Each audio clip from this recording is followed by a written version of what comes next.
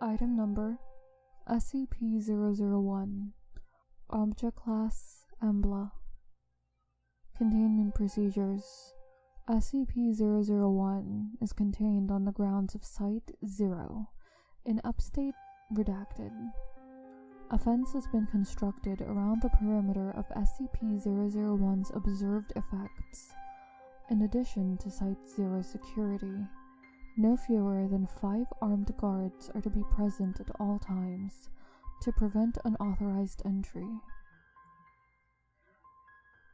The adjoining physics laboratory will be manned at all hours, studying any anomalies.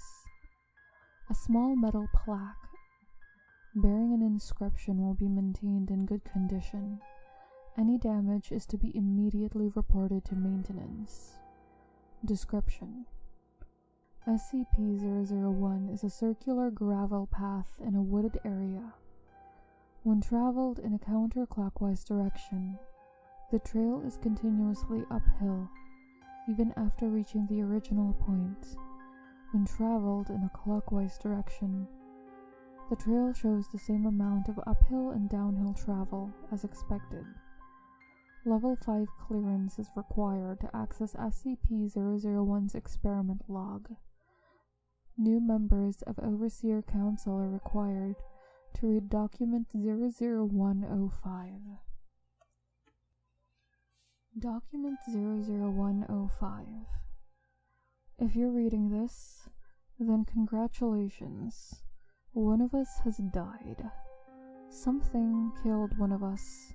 A monster, perhaps, or a rival from the GOC. Or maybe we just got a little too close to the flame. Like Aaron. Not old age, of course. We took care of that, didn't we? Anyway, one of the old guard is gone. Maybe Jason, maybe Agnes, maybe me. Hell, I'd be surprised if I wasn't the next one to die. I always was the most expendable. I'm going to write this to you as though you were a human being. It will be the last time anyone extends you the courtesy, so I hope you appreciate it. Whoever you are, whatever you did before, you must have been high-ranking when you were pulled into this. You must have noticed the discrepancies, the inconsistencies. I don't know how much you've been told already or how much you've pieced together. The crux of the matter is, the retrievals and recoveries of SCP objects are staged, or made up whole cloth. We have never discovered an SCP in the entire history of the Foundation. I should start from the beginning. Let me tell you a story. Aaron Siegel was a physicist studying at Cornell in 1891. He was a truly gifted individual and had his life taken a different path. I believe that his name would be there with Edison, Einstein, and Hawking. I knew him very well. He was, and may still be, my brother. He was also an avid amateur naturalist, and enjoyed hiking through the woods.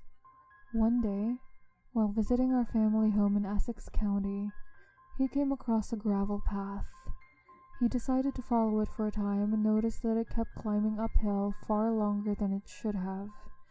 It should have taken him above the nearby hills. Instead, he found himself back where he'd started, without a foot of downwards travel. Another man would have assumed his senses were faulty and left.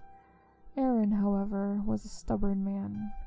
He investigated further. He found the path did not conform to the pure geometry of Euclid. Like Satcher before him, he had found something abhorrent to the nature of straight lines. He studied it. The equations he derived are part of the file you've received. You'll learn them by heart eventually. He built a small shack nearby which served as a makeshift laboratory. His first experiments produced a key capable of opening any lock, now contained as SCP-005. He brought in others. As his brother, I was one of the first he contacted. I was a medical student at Harvard at the time. I initially thought he was mad, but when he showed me the path, The key? I had to learn more. There were others with us, other friends and colleagues. Most of them are gone now, but we were the core. We created the foundation from around ourselves. In the beginning, it was just about discovery, about finding the things we could do. We had such high hopes, such plans. We were going to change the world. We were going to save it from itself. We could feed the hungry, shelter the homeless, heal the sick and dying. Thomas Carter found us money. We were none of us poor, but we ran through our fortunes quickly. Thomas used his connections on Wall Street and in Washington to fund us. He showed them the least of what we could do and promised heaven against the threat of hell. Agnes Peterson, my brother's fiancée, was the administrator. We knew nothing of how to run an organization. We were a herd of cats running to and fro, and she turned us into a foundation, putting us dreamers and madmen to the same yoke. We soon had a facility built, but we were still so secretive. As much as we wanted to shout from the rooftops what we had found, we were frightened too, that it would be taken from us. We told ourselves it was just for the interim, until we were sure of our footing. We'd show them eventually. We'd show them all. We were careful at first. We made small, inoffensive, or even helpful items. The Fountain of Youth, the bouncing ball, the Civil War statue. We grew more confident, and we started working on humans. The concrete man, he volunteered. Or the man with the abdominal planet. Just a drifter, but we made him something special, didn't we? It was all so easy. Perhaps it seems absurd to get so many things from that one little break in reality, but it all flowed, one discovery to the next. It almost seemed like something was helping us along. But then, things started going a bit wrong.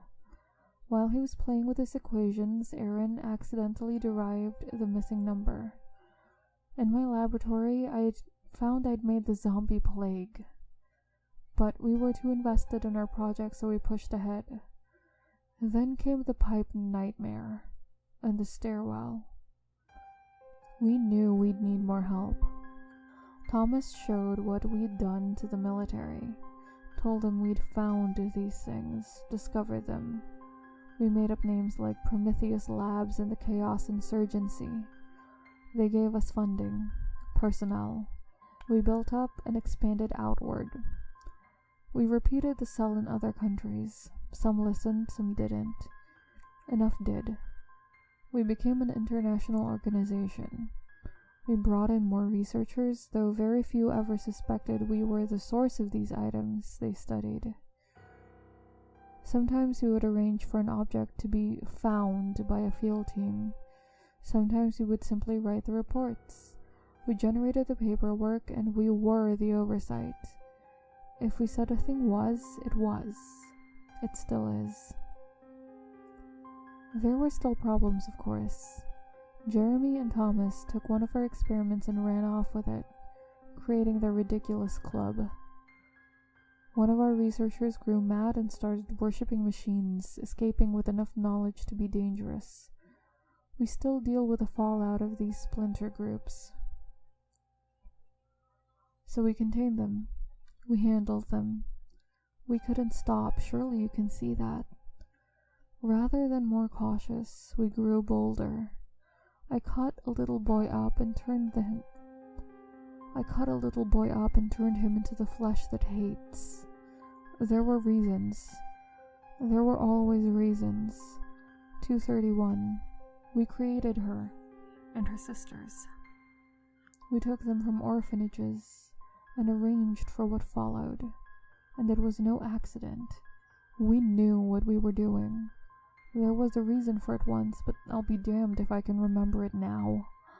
None of us do, except maybe my brother, whatever he is now. We keep moving forward, even after Abel, after the blood pond, after that damnable reptile. We still move forward with our work. What else can we do? Our only hope to survive the events we've set in motion is to understand better, to learn more. We're on the back of a terrible beast, and if we try to jump off now, we'll be crushed beneath. But that's not what frightens me, and it isn't what should frighten you. We've maintained our foothold for over 100 years. The things I really worry about are the anomalies we didn't create.